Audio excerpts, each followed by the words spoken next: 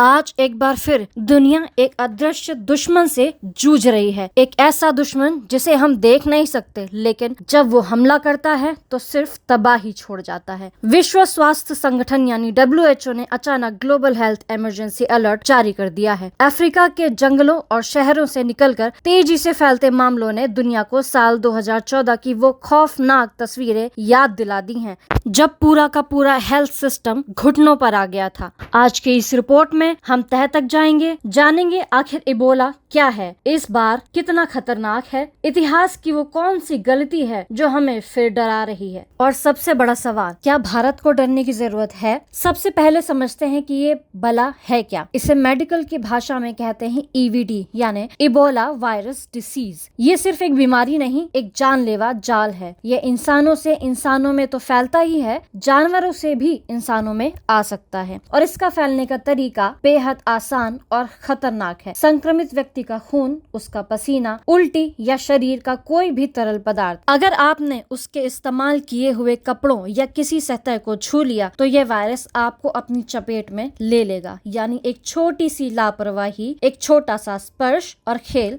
खत्म। इस वायरस का सबसे बड़ा धोखा है इसकी शुरुआती लक्षण। शुरुआत में आपको लगेगा कि ये तो मामूली फ्लू है, तेज बुखार, थोड़ी कमजोरी, सिर दर्द और बदन दर्द। आप सोचेंगे आराम करने से ठीक हो जाएगा, लेकिन असली खेल इसके बाद शुरू होता है। जैसे जैसे दिन बीतते हैं, यह शरीर के अंदरूनी अंगों पर हमला करता है। लगातार उल्टी, दस्त, इंटरनल ब्लीडिंग, और देखते ही देखते शरीर के अंग काम करना बंद कर देते हैं। आंकड़े गवाही देते हैं कि इस बीमारी में मृत्यु दर 25% से लेकर 90% तक रही है।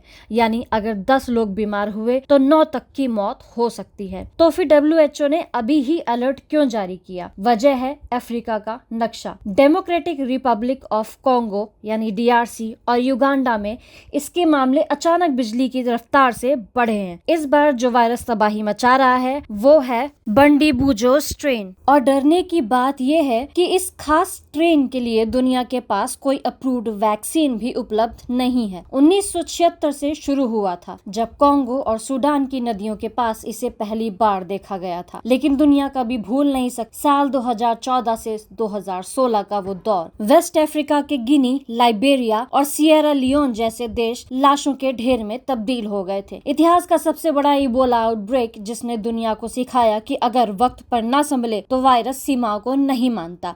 2014 में जब दुनिया कांप रही थी, तब भारत ने अपनी सूझबूझ से खुद को बचाया था। दिल्ली, मुंबई, चेन्नई, कोलकाता के एयरपोर्ट्स पर कड़े पहरे थे, स्क्रीनिंग, आइसोलेशन वार्ड और सख्त मॉनिटरिंग। इसी प्लेबुक ने हमें तब बचाया था। और आज की बात करें तो राहत की खबर ये है कि फिलहाल भारत में इबोला का एक भी कंफर्म केस नहीं है। भारत में अभी जोखिम बहुत कम आंका गया है, लेकिन केंद्र और राज्य सरकारें अलर्ट पर हैं। स्वास्थ्य मंत्रालय ने हाई लेवल बैठकें की हैं और DGHC की एडवाइजरी लागू हो चुकी है। अफ्रीकी देशों से आने वाले यात्रियों पर नजर रखी जा रही है। तो फिलहाल राहत की बात यह है कि पैनिक करने की यानी डरने की कोई जरूरत नहीं है, लेकिन लापरवाही की गुंजाइश भी नहीं होनी चाहिए। आज की ग्लोबल दुनिया में कोई भी देश दूर नहीं है। वायरस पासपोर्ट नहीं मांगते, वो सिर्फ आपकी एक लापरवाही का इंतजार करते हैं। बचाव का सीधा सूत्र है, अगर कोई व्यक्ति प्रभावित देश से आया है और उसे बुखार या कमजोरी है तो तुरंत डॉक्टर को बताएं और खुद को आइसोलेट करें। हाथों की सफाई रखें और अफवाहों से बचें। तस्वीर साफ है, भारत तैयार है, लेकिन खतरा बड़ा है। अब देखना ये है कि क्या दुनिया इस नए इबोला संकट को समय रहते थाम पाएगी। विशेष रिपोर्ट में आज के लिए बस इतना ही। देश और दुनिया की तमाम बड़ी खबरों के लिए बने रहिए सत्य भारत टाइम्स के साथ। धन्यवाद।